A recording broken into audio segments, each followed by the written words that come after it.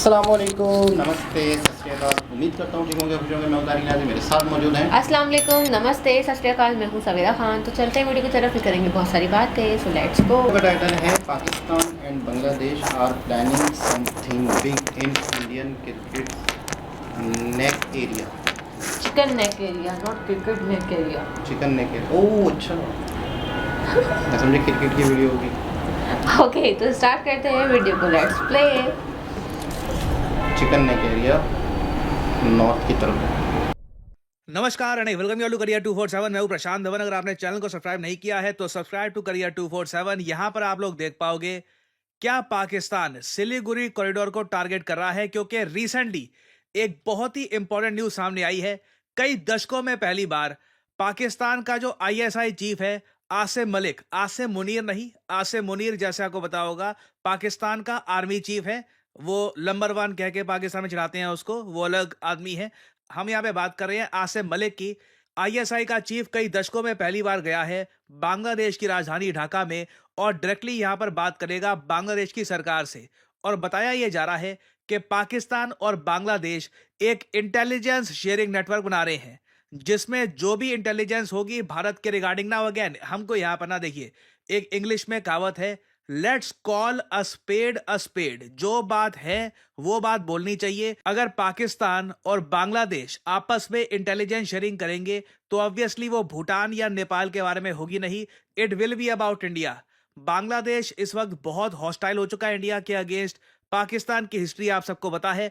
तो दोनों अगर इंटेलिजेंस शेयरिंग कर रहे हैं तो ऑब्वियस सी बात है, देखिए जो सिलीगुड़ी कॉरिडोर है, जो चिकन नेक एरिया है इंडिया का, उसके बारे में डेफिनेटली इंटेलिजेंस शेयरिंग की जाएगी। और भारत के लिए यह बहुत बड़ा एक कॉज ऑफ कंसर्न है कि आईएसआई अब डायरेक्टली इंटेलिजेंस शेयरिंग कर रहा होगा विद बांग्लादेश। और आप अगर कंट्रीज के रिलेशंस को स्टडी करेंगे ना, यूजुअली दो कंट्रीज इंटेलिजेंस शेयरिंग तब करती है जब आपस में ट्रस्ट बहुत जरा बढ़ चुका होता है। फॉर एग्जांपल मैं आपको बताऊं, भारत ने भी यूएसए के साथ जो थोड़ा बहुत इंटेलिजेंस शेयरिंग का एक नेटवर्क बना रखा है, चाहे वो कॉम कासा, बैका, लेमुआ के जो 3 एग्रीमेंट्स हैं उनके अंडर हो, या फिर और जो वेरियस एग्रीमेंट्स हैं, वो तब जाके बनाया है जब दोनों कंट्रीज के बीच में काफी हद तक एक अंडरस्टैंडिंग डेवलप हो गई थी। मगर तब भी आप एक बात नोट करिएगा, भारत को आज भी 5 आइज ग्रुप में मेंबर नहीं बनाया गया है, क्योंकि हाई लेवल पे इंटेलिजेंस शेयरिंग यूएस बिल्कुल जो इनके करीबी कंट्रीज हैं जैसे कि यूके, ऑस्ट्रेलिया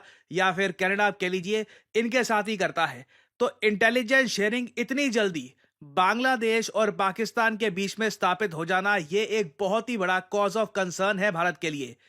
स्पेशली जब मैं कुछ साल पहले देखता हूं ना, जेन्युइनली मुझे यकीन होता नहीं है कि कितनी तेजी से सिचुएशन चेंज हो चुकी है।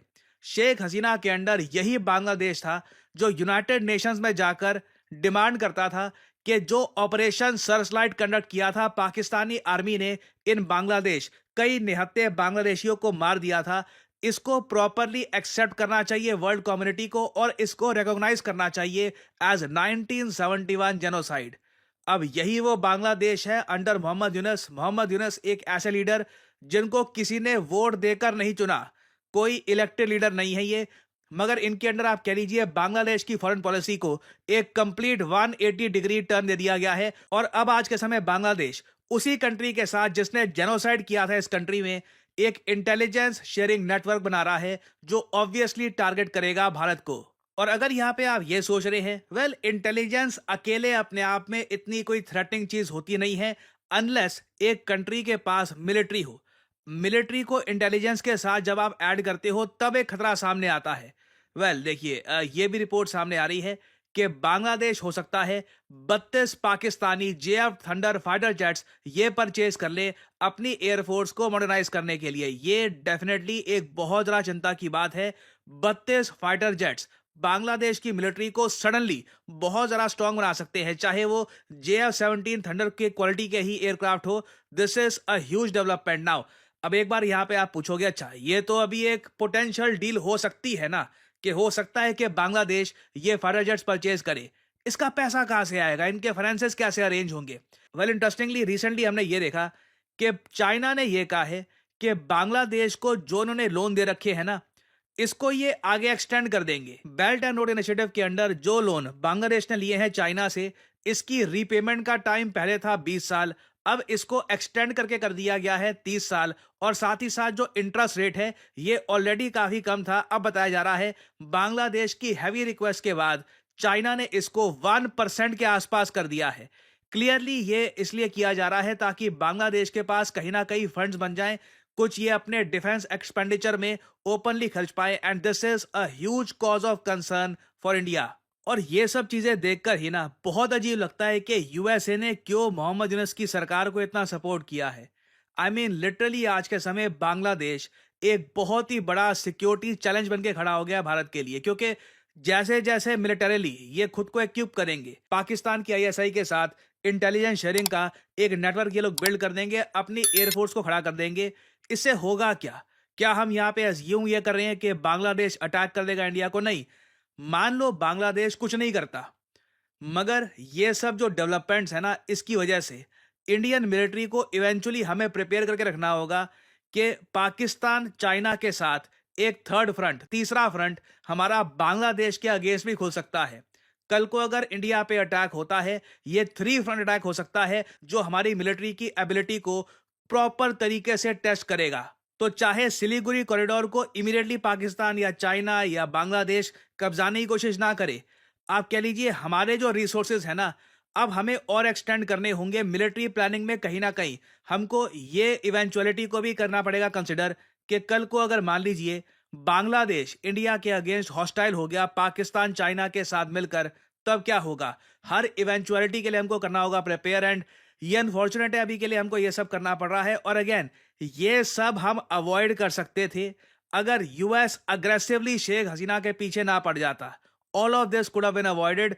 यूएसए ने, आप कह लीजिए जाने अनजाने जो भी आप यहाँ पे कह सकते हैं, एक बहुत ही बड़ा हेडेक, सरदर्द दे दिया इंडिया को in terms of regional security. तो अभी देखिए इस टॉपिक से रिलेटेड डेवलपमेंट्स आएंगी, बहुत कुछ होगा। I will keep you all updated with regular videos. Finally आपसे एक सवाल पूछूंगा, हाल ही में वो कौन सा देश है जिसने स्टारगेट प्रोजेक्ट स्टार्ट कर दिया है? $500 बिलियन का प्रोजेक्ट है स्टारगेट प्रोजेक्ट। बताइए किस कंट्री ने इसको स्टार्ट किया है आर्टिफिशियल इंटेलिजेंस को और ज्यादा बूस्ट करने के लिए? ये है यहाँ पे आपकी ऑप्शंस, चाइना, यूएसए, इंडिया या रशिया। कमेंट सेक्शन में करिए उत्तर।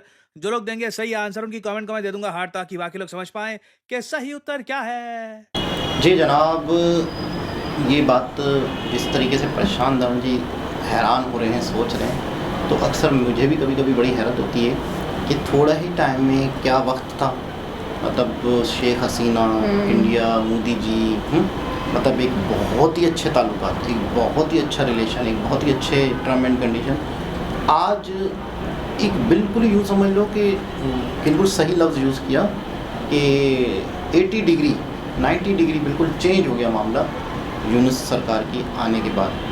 लेकिन ये कहीं ना कहीं पाकिस्तान के बेनिफिट में है कि बांग्लादेश के साथ ताल्लुकात अच्छे, जबकि बांग्लादेश, देखिए कितनी अजीब सी बात है कि बांग्लादेश ने आज़ादी हासिल की है पाकिस्तान से, हाँ, और इंडिया ने सपोर्ट किया, आज़ादी दिलाई, और आज पाकिस्तान का दोस्त बन रहा है या पाकिस्तान के साथ इंटेलिजेंस शेयरिंग करना।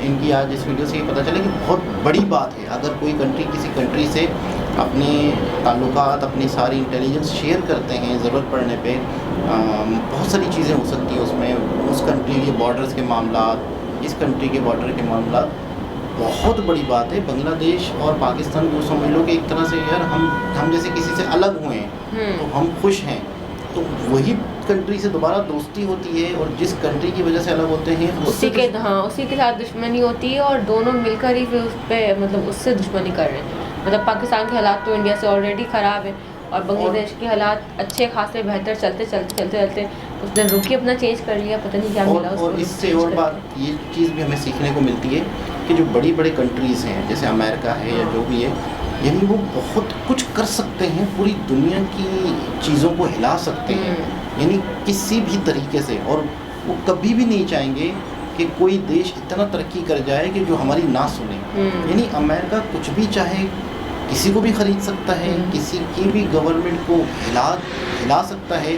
मौजूदा गवर्नमेंट, एक गवर्नमेंट चल रही हो, अच्छे तरीके से चल रही हो, मुल्क ग्रो कर रहा हो, तो आवाम के माइंड कैसे डाइवर्ट कर सकते हैं, किस तरीके से, मतलब है कि एहतजाज, फिर ये मसले, फिर वो एहतजाज और बढ़ना, फिर अपने ही कंट्री के जो ऐसे लोग थे जिन्होंने यूँ समझ लो कि उनके फादर ने समझो नेशन ऑफ फादर हैं वो मुजीबुर रहमान, फिर नेशन ऑफ बांग्लादेश है समझो, वो शख्स की बेटी, और आज वो यूँ समझ लो कि वो कंट्री बिल्कुल ही एक विचारधारा ही चेंज हो गई।